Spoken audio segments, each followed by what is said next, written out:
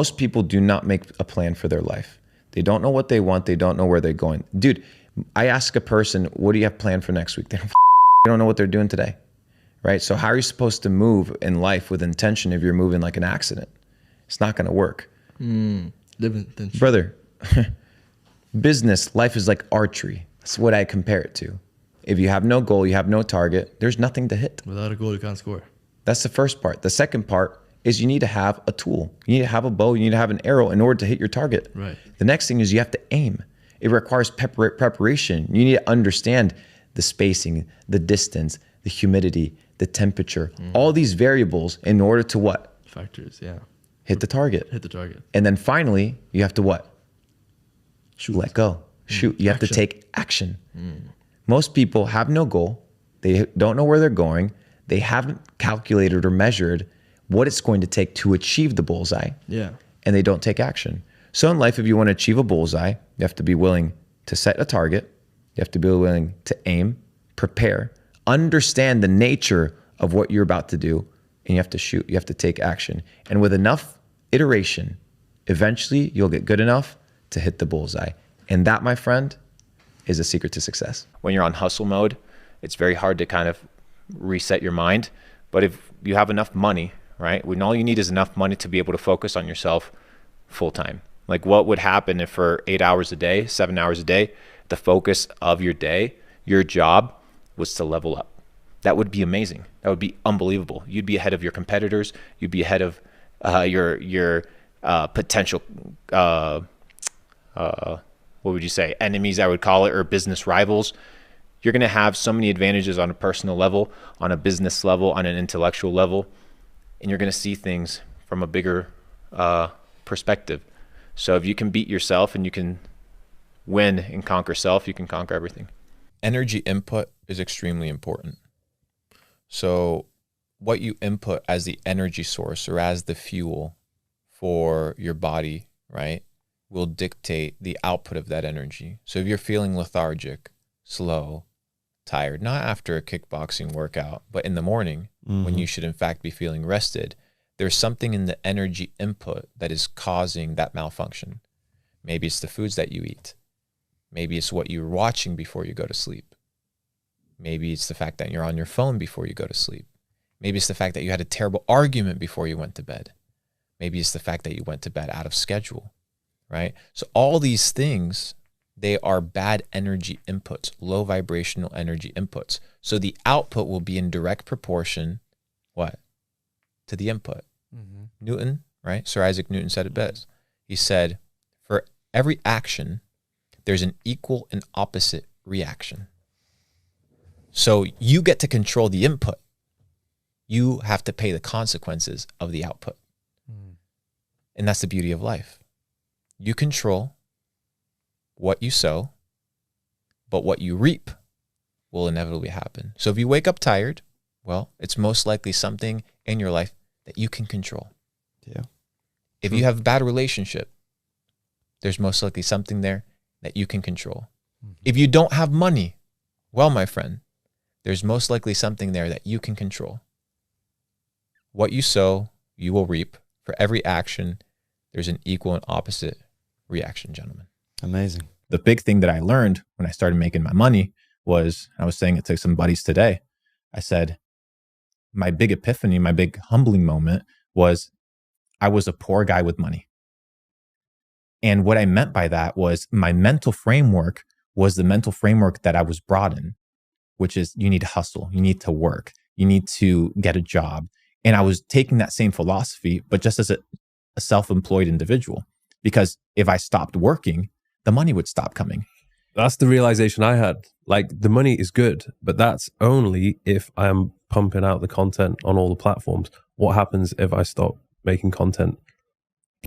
And that's where working on the business and building a garden that is kind of self-sustaining, because you have different aspects to it that cross-pollinate comes in. So you build a loyal following, whatever, if it's a product, if it's a clothing line, if it's a subscription, whatever it may be, it applies for a plethora of niches. You work on it. Take Gymshark, for example. Gymshark is a business. They're not a clothing line. They're a business. They have a loyal fan base, but they have what? Pop-up events. They have their clothing lines. Yeah, they just open a store in London now. Literally, bro. They have an entire ecosystem. And it's in that ecosystem that you no longer have to be present in order for money to flow. The life that you have is a life that you chose. Exactly. Yeah, it's true. Where you're currently living, what you're currently doing, you chose that. You have people complain about having kids, people complain about having responsibilities, people complain about their rent, people complain about their student loans. Most of these things in life are self-imposed. Yeah, 100%. You self-impose all this bullshit. You self-impose a lot of these issues in your life. That's just the nature of the game. So when you understand that everything is self-imposed, then you're like, okay, I'm going to be a little bit more relaxed on my responsibilities. I'm going to be more careful about the decisions and the commitments that I make because I understand that there's long-term consequences to it. I see a lot of people complaining, dude, but very few people taking 100%. action. Yeah. Most people make excuses. Very few people make moves. I often talk about the symphony of success. Mm-hmm. What does success sound like to you? Not what success means to me, not what success means to your parents, to your friends, to the system. What does success sound like to you? What is your symphony of success? When you hear successful, living a successful life, what comes to mind? Mm-hmm. For a musician, it may be really good at playing an instrument. For me, it may be developing a phenomenal business. Mm-hmm. For an athlete, it may be developing a great athletic career. What is your symphony of success? It really depends on the individual. That's why there's no one spectrum of success. There isn't one number to achieve that defines success. That is my definition of success, but that is for me. Why? Because every person beautifully has been created to have their own specificity. So you have your own dreams, you have your own ambitions, you have your own symphony of success. You need to find that. And how do you find it? From deprogramming from the bullshit that everybody else has told you of what it means to be successful. Mm-hmm. You need to stop listening to others and start listening to yourself. But the problem is nobody knows how to listen to themselves. Mm-hmm. They're scrolling on TikTok, music on loud every day, when they're driving, fucking radio turned on, when they're home scrolling on their phones, when they ask for opinions, they ask for opinions from other people. They ain't even asking opinions from themselves.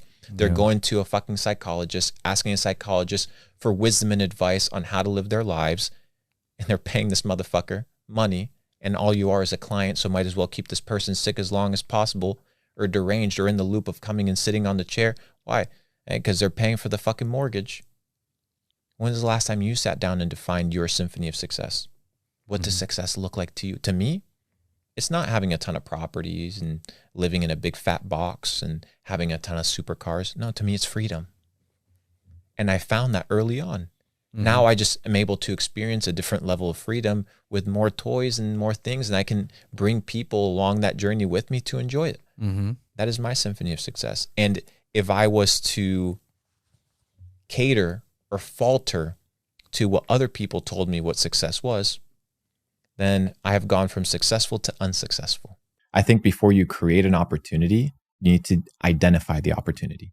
So most people, for example, you probably get a fuck ton of DMs, right? Oh yeah. Every single day. Oh, let me come edit for you. Let me come do this for you. Or let's train together. Or hey, I'm in Dubai. Or hey, I'm in whatever.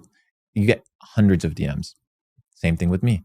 But nobody ever comes to me and says, hey, Luke, I identified this need, this vulnerability in your business. I know how to increase your returns by X amount of money. I know how to make money for you. I know how to do this for you. I'll do it for free. Here it is. What, I wouldn't respond to that DM? Mm. We read our DMs. People don't seem to understand, bro. So what I did is I study people the same way that I study markets. People have needs. People have vulnerabilities. People have necessities. Even the richest, most successful person in the world, they have something that they're lacking. It may not be money, but they may be lacking in health. They may be lacking in connections. They may be lacking in a specific resource. Your goal is to position yourself in that situation to supply that need and come in as what? The irreplaceable, most experienced, in-demand person. So not just to make money, but to capture the opportunity. So if people want to make a lot of money, dude, I divide it into three things. First is you need to be able to do something that's in high demand, right? So for example, it doesn't matter if you were putting out the biggest banger videos in the world.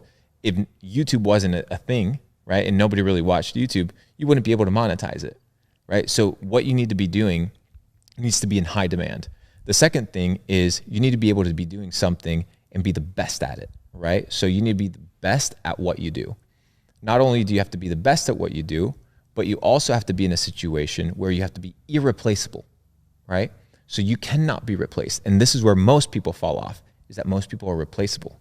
That's why their careers are very short. That's why their YouTube careers are very short. That's why they can get fired and the boss doesn't blink an eye, right? But there are people out there that you can't replace, dude. Like you can't just go out there and replace your lead engineer at Amazon AWS, right? Like you can't just go out and replace that dude that's built the entire infrastructure. Therefore, he's secured his ability to make money. Why? Because he can't be touched. Then he's the best at what he does, so he can negotiate his price. And finally, what he's doing is in demand, which means he will always find a supply for monetary transactions in that thing. So figure out something that you can do that's in high demand. I would say something in the Web3 space right now would be really good. Coding, cybersecurity, all these things, if you can learn them, super phenomenal.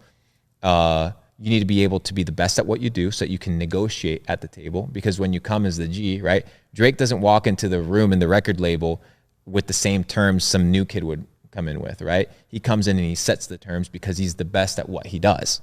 And then finally, you can't be replaceable, right? Because if you come in with a preposterous deal or you want the best deal in hand, you need to be able to have leverage. And being irreplaceable gives you that leverage. So if you want to make money, ladies and gentlemen, figure out where you can be irreplaceable, where you can be the best at what you do, and where what you do is in high demand, and you will make money in perpetuity for always and forever.